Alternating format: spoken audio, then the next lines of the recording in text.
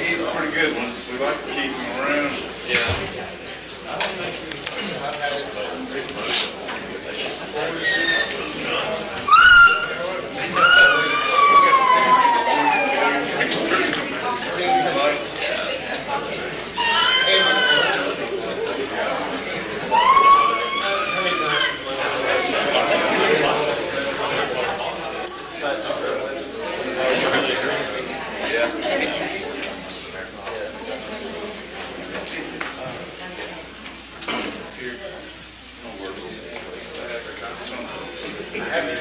Whatever it is, maybe just like I think I'm sure that's got something to do with it.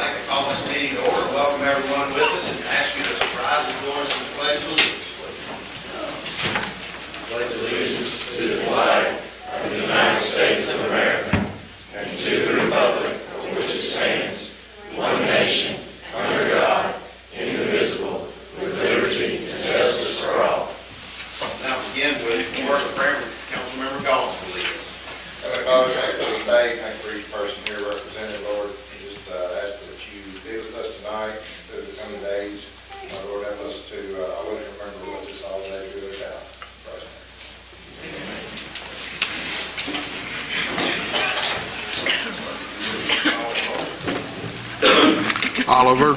Here. Witcher. Here. Hammer. Here. Honeycutt. Here. Harris. Here. Norris. Here. Dickinson. Here. Lowry. Here. Neal. Here. Kirkpatrick. Here. Gross. Here. Gaunts. Yes, sir. You have 12 present. Thank you. First item on our agenda, you have in front of you a copy of the council meeting minutes from November 27th. Any additions or corrections to those? In case, I'll entertain a motion to approve those. Motion. Councilmember Hammer. Second. Second. Councilmember Kirkpatrick. All in favor, signify by saying aye. Aye. All opposed, motion carries. Thank you. Next, we have a few police department issues that we would like to address. Chief, if you would. Mayor, thank you. I'd like to call Officer Stephen Fields up front, please.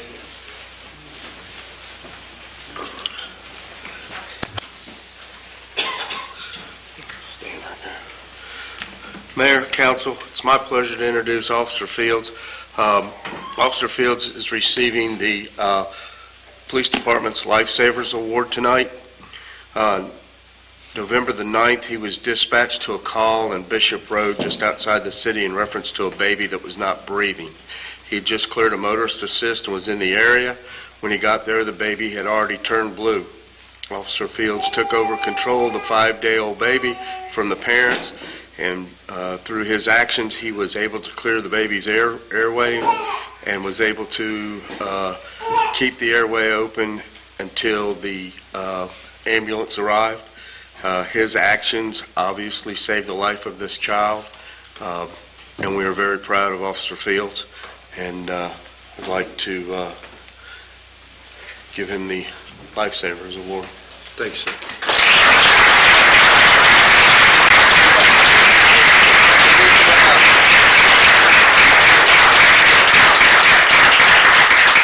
Officer Fields is accompanied tonight by his wife Lindsay, his son Ethan, and Andrew, but I think Sergeant Kirkpatrick has something he'd like to say to you. Sergeant?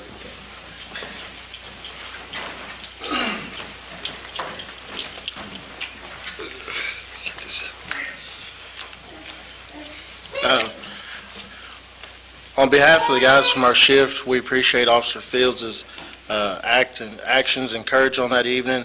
Officer Fields does this day in and day out, and we're pleased to have him on our shift and in our department, and he's a great asset to our community.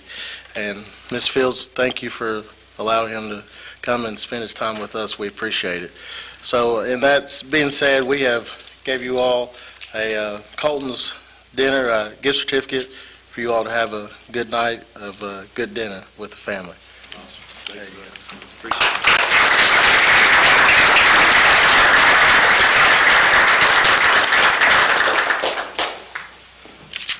All right, on to the next item.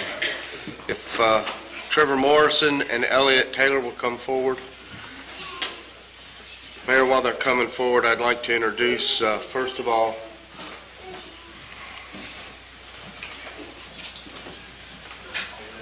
all the way up here, guys. First of all, I'd like to introduce Officer Trevor Morrison.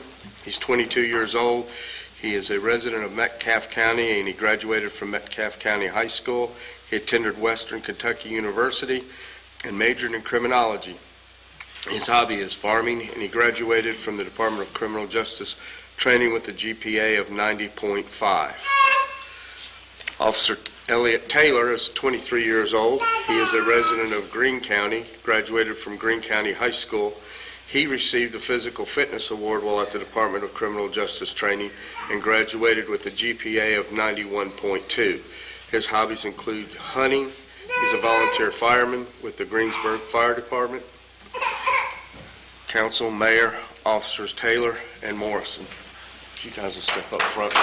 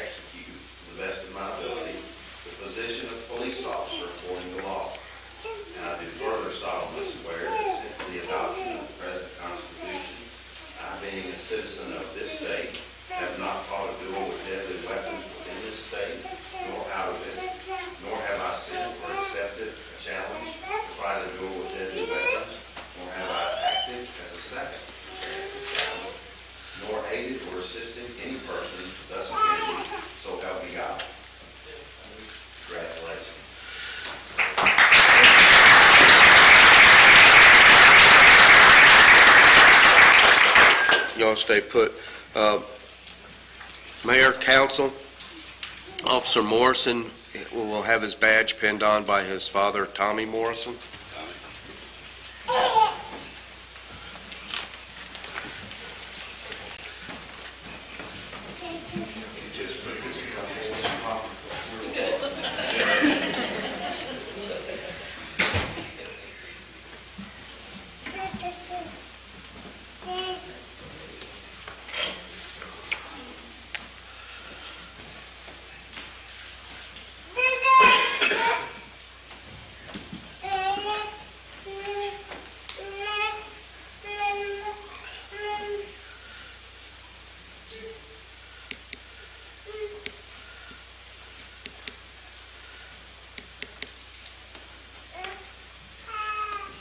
Fake it.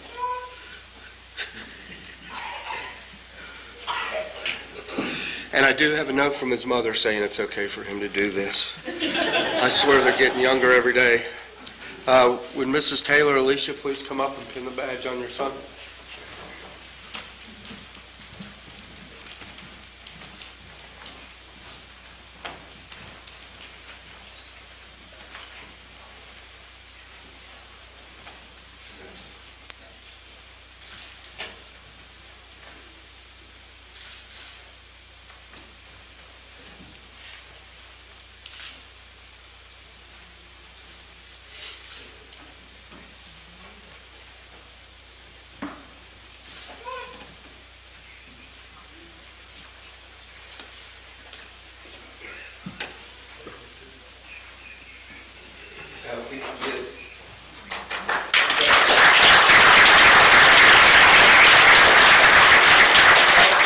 Immediate family, if you'll come up for a quick picture, we can't hold council up too long.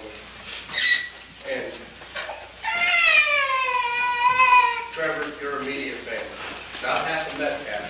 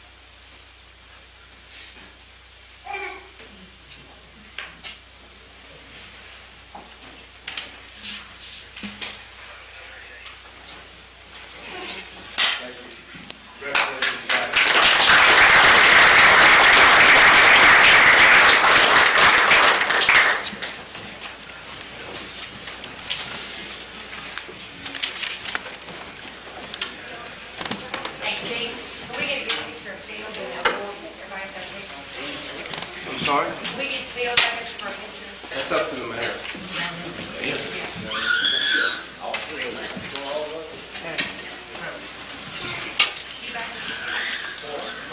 Sorry.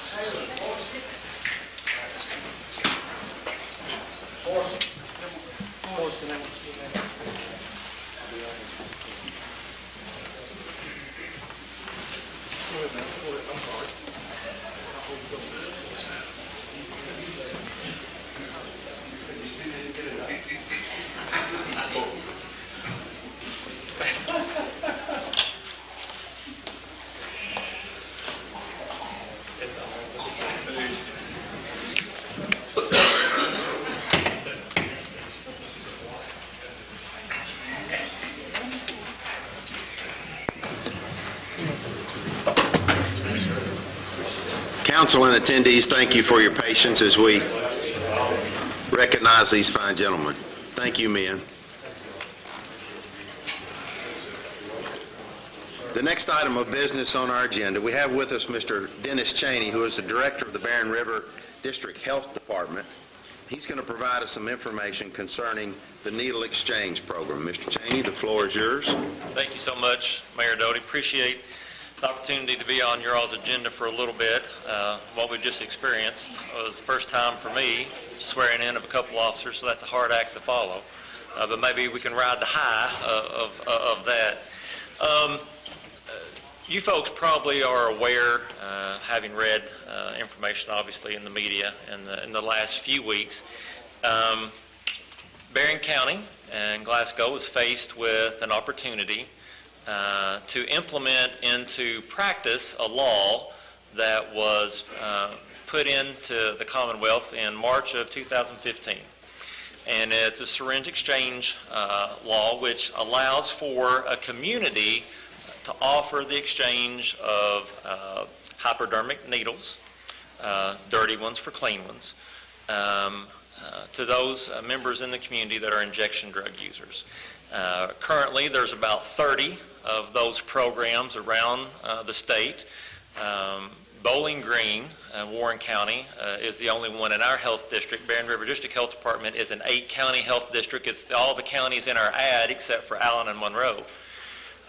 That program has been in existence since August 2016. The way that the program works is that there's education, first of all, about the law to the local Board of Health, and we did that about a year ago. And we actually had, after that education, the board asked us if we would hold a community forum and if we could invite some folks, some stakeholders from the community to come to the health department. We did that one afternoon and again educated them about the law and provided them information to get the community input. We took that back to the board, and the board at that time said, let's sit tight. We don't want to do anything yet. Warren County had just passed theirs. They said, let's wait and see what happens in Bowling Green and Warren County. And so at a board meeting in August of this year, it came back up on our agenda, and the Barren County Board of Health did pass that unanimously. The way that the law works before a program can go into practice, it does require the approval of 3 bodies. The Board of Health, county government, and the city government where the program would be offered. And so what we've been doing is educating folks, and the purpose of our time with you this evening is informational. We've provided you folks a PowerPoint, same PowerPoint information that was provided both at the fiscal court and then as of recent administrative committee of the Barren County Fiscal Court. The objectives of the syringe exchange program are multifaceted. It is just not Dennis Chaney is an injection drug user and I bring in my dirty needles and get clean ones and go home. That's one aspect of the program. The program is intended to address several different things during that visit with me. Talking to me and educating me about safe needle use and not to share.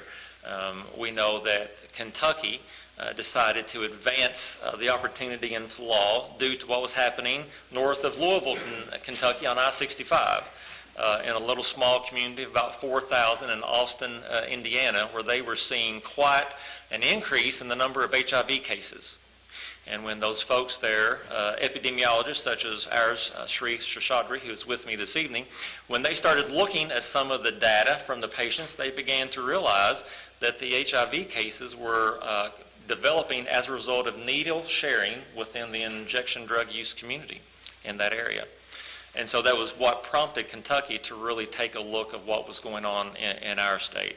So needle exchanges being one of them, the Barren County Board of Health did approve a 1-for-1 exchange. There can be 3 different models. There can be a 1-for-1 exchange. There can be no exchange whatsoever, or there can be some sort of a negotiations model where maybe I bring in 1 and 1 would get me maybe up to 5 or 10. And there's variations of that across the state currently. The other situation that would happen while I'm in my visit is they're going to ask me if I even know my HIV or my hepatitis C status. And if I don't, then they're going to encourage me to get tested. They're also going to talk with me about opportunities to change my behavior, to get me into some sort of counseling or an opportunity where I can get clean. We know that from our program in Bowling Green, we've had one person that has started that program and has since found themselves in treatment and is no longer using the program. The program, the first 3 days that we offered it, starting in August 2016, we offered on Thursdays, noon to 4. We didn't have a person show up. And that's pretty typical for programs. People are, I think, wondering if is it something that can be trusted and is it a sting operation and that sort of thing. And obviously that isn't the case whatsoever. And so now we have a program of 55 unique users of people who come and use the program off and on throughout the course of the weeks and months. And they can come as often as necessary. Again, this evening, our opportunity is just to make you aware of what is currently being discussed within your local community, answer any questions, address concerns, and I'll be the first one to tell you if we don't know the answer, we'll be glad to go and get that information and get it back to you. So with that very, very brief introduction, is there any thoughts or reflections, questions any of you may have? Dennis, when you mentioned that you'll ask about your status as far as HIV and hepatitis, is that testing provided there on site? We can provide that. It's not required to participate in the program. Matter of fact, also the program allows for me to remain anonymous. I'm given an identifying number in order to be able to track my information, my utilization of the program. But it is offered, but it is not required. The intent of the program is to develop a relationship and a rapport with me and trust over some point in time where that person can truly influence me to change my behavior. And so again, we're getting dirty needles off the street. We're putting clean needles into the hands of that injection drug user. And again, offering the testing services and then educating them about the counseling and treatment services in the area and region. So that it is anonymous, can be anonymous as well? Yes, it certainly can. Okay. And again, the intent of that is to protect the individual to a pretty high degree, but I can tell you that out of the 3 folks currently in Warren County that work our program, they have developed quite good relationships with these folks, and I'm pretty sure they're on first-name basis. Sure. Yeah. Is it not a possibility that this could bring more drug traffic to Barron County from the other counties surrounding, and in the same breath, these people here, can't they go to Bowling Green and have a needle exchange? They certainly can. We do ask for folks to provide the zip codes, and that's how we're trying to track where folks are coming from. We have folks who come from Tennessee. To Bowling Green? Mm-hmm. Yeah. So if you're really concerned about it, you can go to Bowling Green and get the exchange program there. Could, sure. We don't eliminate or preclude someone. Is there a possibility that would bring more drug traffic to this area? It may very well be. I don't have any information on that. But I would imagine that would be a possibility, sure. Thank you. Yeah. Do you have any idea what the number, I know you said zip codes, number from Barron that's presently going to Warren? There's currently only a couple folks with zip codes from Barron County. Has there been any pushback from any part of the medical field or medical community for this program? Are you asking about our experience in Warren County Bowling Green, or just generally any part of the medical society that has not really been on board with it, any part of that group? I personally have not been contacted by anyone from the medical community expressing concern about offering the program. These programs, I challenge you, our responsibility is to help you folks make an informed decision. Some communities aren't ready for it, and that's perfectly fine. Our responsibility isn't to try to push something on you. That's not our responsibility at all. Our responsibility is to educate folks and to help you folks, the leaders of this community, make an informed, data-driven decision. Syringe exchange programs have been around in this country for over 20 years. Again, while there is the opportunity, if you will, to think of it as aiding and abetting, if you will, enabling, from a public health practice standpoint, we look at it from a community communicable disease transmission standpoint, bloodborne pathogens, the way that we transmit HIV and hepatitis C. And again, that was part of the whole reason in Indiana, in Austin, Indiana, that those folks decided that they needed to do something. So we gather statistics, and in your packet you'll see some information there on HIV and hepatitis B and hepatitis C. That's broken down by age group, county, gender, those sorts of things. And so again, that's our a way of just providing you folks information on those particular communicable disease and the number of those cases currently in our region, and again, helping you folks decide whether or not it's something you'd like to consider or do. One more. Are Yes, you sir. all under HIPAA? Oh, yeah, absolutely. I have a question about the funding for the program. I know that this will all come through the Barren River District Health Department.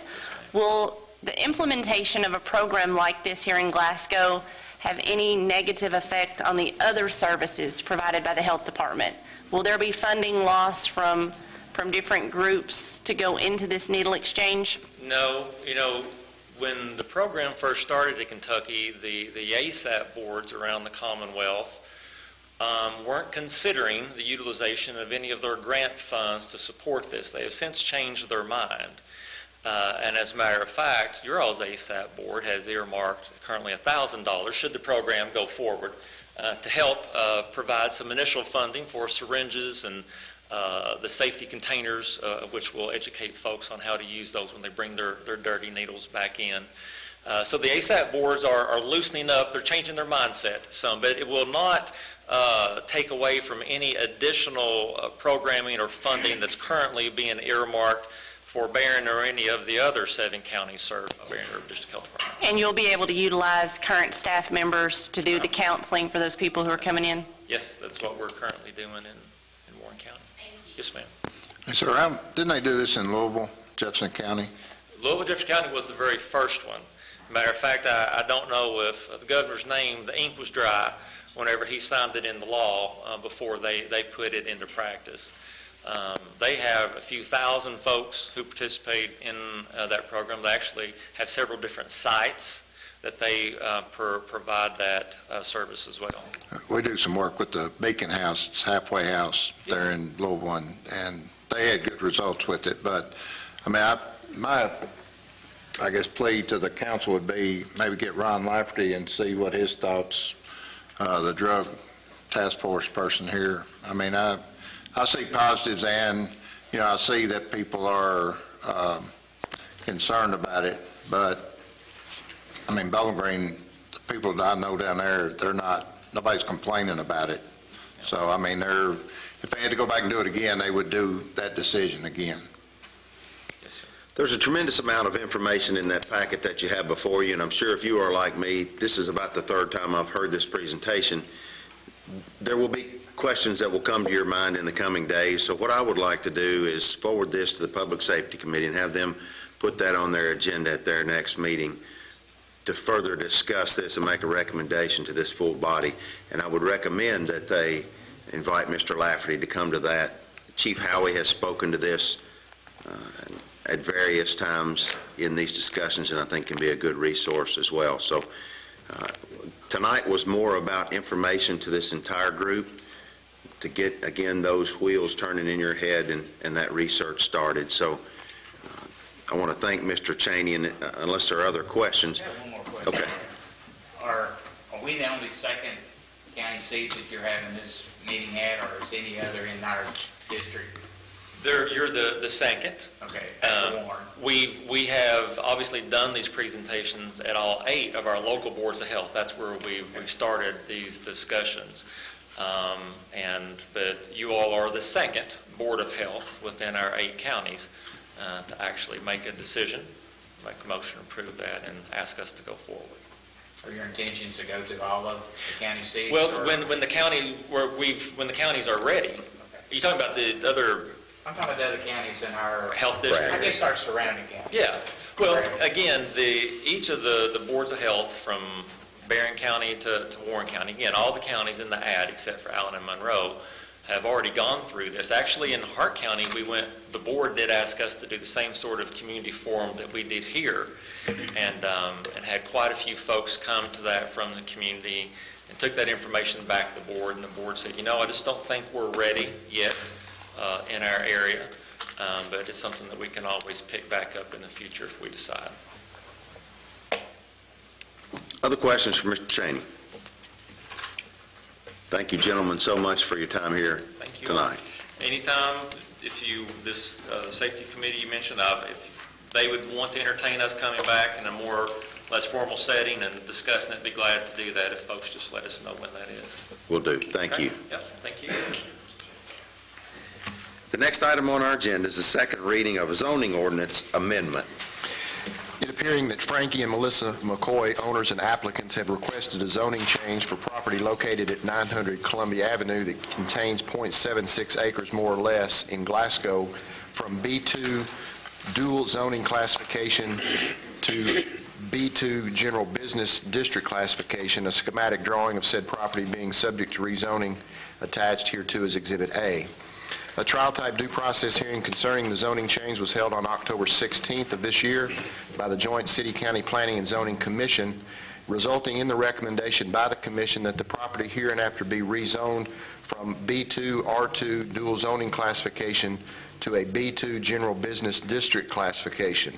Copies and findings of the recommendations of the Commission have been forwarded to the Council, which are hereby adopted by the Council and attached to this ordinance as Exhibit B. Now therefore be it hereby ordained by the City of Glasgow as follows. Section 1, the findings and recommendations of the Joint City-County Planning and Zoning Commission, copies of which are attached as Exhibit B, are approved in all respects. Section 2, the property located at 900 Columbia Avenue containing .76 acres is rezoned from B2 R2 dual zoning classification to a B2 general business district classification. Again, the real property covered by this ordinance being more particularly described in the schematic drawing attached hereto as Exhibit A. Section 3, all future development of this property shall comply with the requirements of the Development Plan Ordinance adopted by the Council on December 30, 1991. Section 4, this ordinance shall take effect upon its passage and publication according to law. Having heard this ordinance read, do I have a motion to approve? Councilmember Norrison, second. Councilmember Gross, any discussion? It's a second reading, therefore will be a roll call. If you would, please, Bart. Dickinson. Yes. Honeycutt. Yes. Witcher. Yes. Oliver. Yes. Gross. Yes. Kirkpatrick. Yes. Harris. Yes. Gauntz. Yes, sir. Neal. Yes. Hammer. Yes. Norris. Yes. Lowry. Yes. 12 yes. Thank you. The motion carries. Next item on the agenda is a first reading of an ordinance amending the city's budget.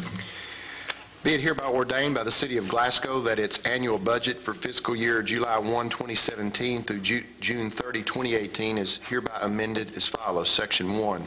There is hereby appropriated from the unappropriated sanitation landfill fund the sum of $25,000 to be transferred to the landfill maintenance and repairs account for repairs to a compactor.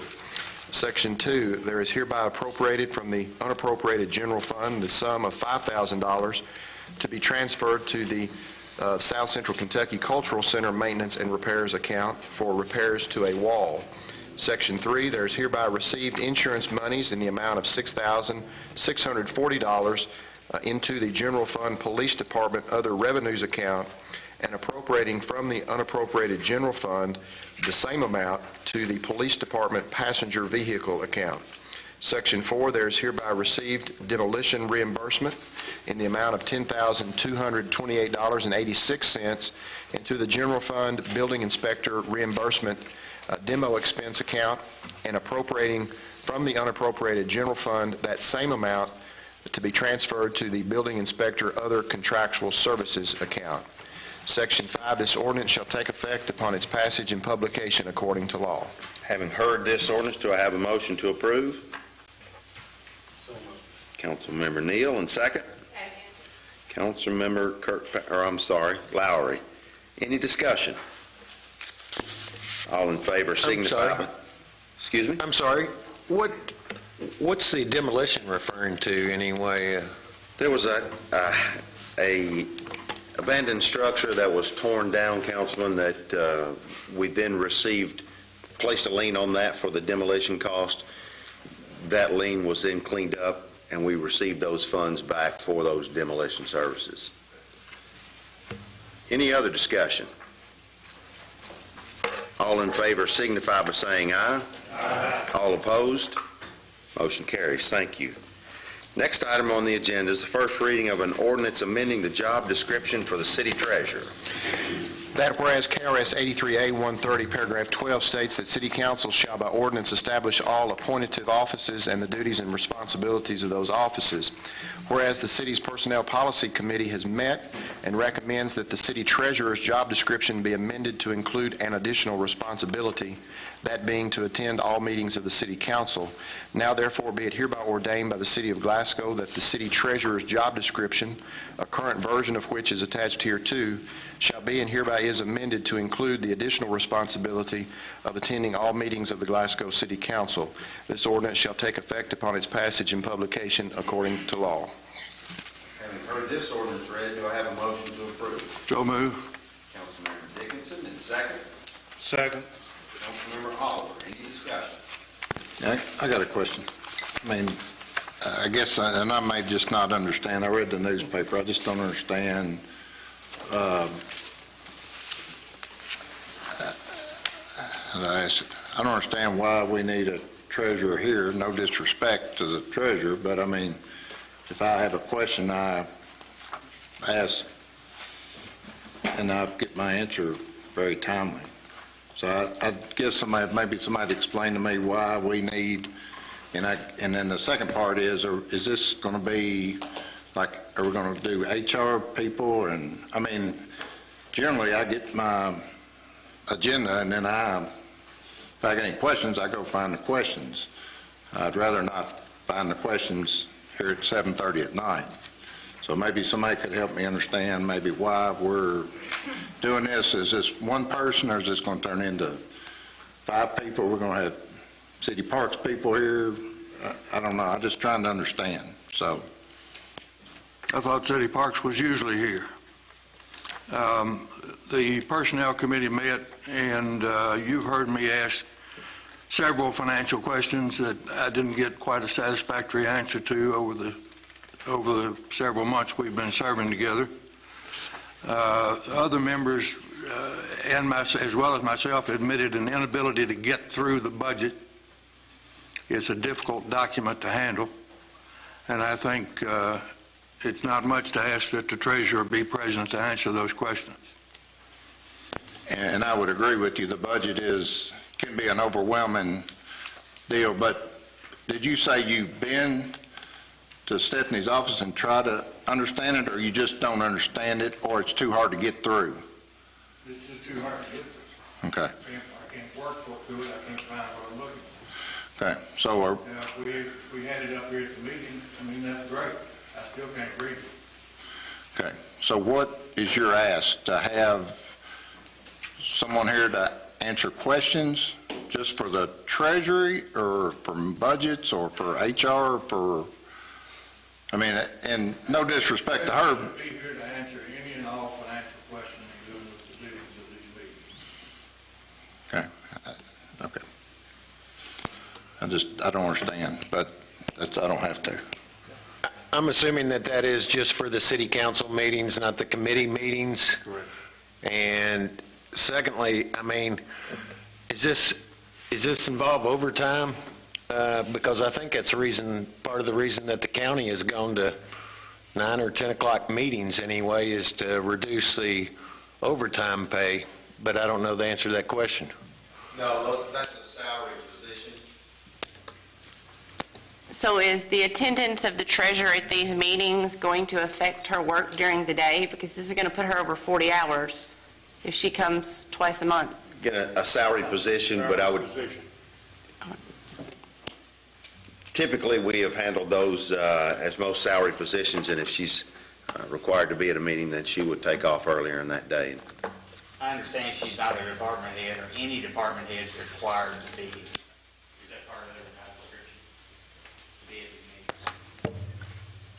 meetings? Or is that? Actually, no, none of the department heads are required to be at council meetings. The only person that is required to be at a council meeting in the administrative staff, according to their job description, is the clerk administrator in our particular case. So these fine department heads that come are here simply as a show of support to answer any questions that might pertain to their specific departments. Again, I think quite personally, this is not completely necessary if there are no items on the agenda that are budget related to have all of, or if there's no public works items on the agenda for Mr. Fry to be here tonight is really unnecessary, but nonetheless, the other part of this that I would like to assume that the 12 of you all do work outside of this hour twice a month. I would like to think that when you receive that agenda, that those items are reviewed, researched, discussed with constituents, a basic formulation of your opinion taking place prior to being here. But if we want to have a jack-in-the-box style decision made right here, then I guess we should have all city employees here to answer any questions that might come into our minds. Perhaps you're right, and perhaps we should look at the job descriptions of the department heads. I guess in all respect, Jake, the hard thing for me to understand is if I read the paper right, that committee hadn't met for 14 months. And the first order of business was we need to have the treasurer come to the city council meetings. I called the meeting for that purpose. I've asked too many questions about finances up here that went unanswered. Right, but so you're saying for 14 months there was no need to have a meeting? And is this the only time that the question can be asked? What question? Any budgetary question, financial question. No. Can it only be asked during the confines of this meeting? No. But I think it's mighty handy to have somebody here during the meeting. I think we get paid a pretty good sum of money on an hourly basis. I can call any department head. I've not had anybody shut me down yet. So, I mean, I don't see the issue, but somebody may, but Kerr, Stephanie's not a department head, but different ones. I've not met anybody in the city that I couldn't call that they weren't receptive to it. I think probably at this point, it'd be better to just make a motion to table it and send it back to the Personnel Committee for some more thought, and rather than continue to debate the issue here. That's my motion, if that's appropriate. I'll second that motion. Have a motion and a second on the floor to table. We will vote to table this item. All in favor signify by saying aye. Aye. All opposed? No. Roll call vote, if you would, please. Norris? Yes to table. Gaunce? Yes, sir. Oliver? No. Harris? Yes. Lowry? Yes. Hammer? Yes. Witcher? Yes. Kirkpatrick? Yes. Neal? Yes. Gross? Yes. Dickinson? No. Honeycutt? No. 9 yes to table, 3 no. Motion carries. This item has been placed upon the table, and it has been requested that the Personnel Policy Committee look at that once again. I will leave that to that committee. Mayor, can I ask you something else? Yes. I think that I'm supposed to be on the Personnel Committee, I believe, and I was not notified of that meeting, so I don't know whether I just didn't see my email or what, so I appreciate you checking on that for me. I will note, yes, and make sure that notice gets to you. Next item on the agenda is discussion, or actually not discussion, but to announce that the next regularly scheduled council meeting falls on Christmas Day, and unless there is some objection, I will cancel that meeting. We will meet again the 1st of January. Hearing no objection, we will cancel that meeting on Christmas Day and resume in January. Several announcements to make. The first of which is the Rhett Walker Band will be performing at the Plaza Theater on Saturday, December the 16th at 7:30 p.m., and those tickets are $12 in advance and $15 at the door. That group actually has a couple of Barron County performers included in that group, so I encourage you to get out and see the Rhett Walker Band. There are 4 of our area churches that are participating in an event called the Night of Hope. That will be held at the Plaza Theater on Tuesday, December the 19th at 7 p.m., lasting until 9 p.m. That is a free event to the public. For more information, you can email info@riverlakechurch.com or call 678-5112. If you are looking for Christmas gifts, you can call the Plaza Theater. They have gift certificates available. Those are available online as well as at the Plaza box office. City Hall will, as we mentioned, be closed on Monday, December the 25th and Tuesday, December the 26th in observance of the Christmas holiday. The Department of Public Works will be closed on Monday and Tuesday, and you can check the city website for trash pickup schedule. City Hall and the Department of Public Works will also be closed Monday, January the 1st in observance of New Year's holiday. For scheduling of holiday services, you can check the city website or call 651-5977. And Whitey Morgan with special guest Ward Davis and Alex Williams will be performing at the Plaza Theater on New Year's Eve, December the 31st. That will begin at 9:30. Those tickets are $35 and $25. For more information, contact the Plaza Theater. Also, the 3rd annual Elvis's Birthday Party featuring Jenny Lou and the $1 Million Band will be Saturday, January the 6th at 7:30 at the Plaza, and those tickets are $12. Are there any other announcements to come before this group? That being the case, I'll entertain a motion to adjourn. Motion. And second? All in favor signify by saying aye. All opposed, we are adjourned. Thank you.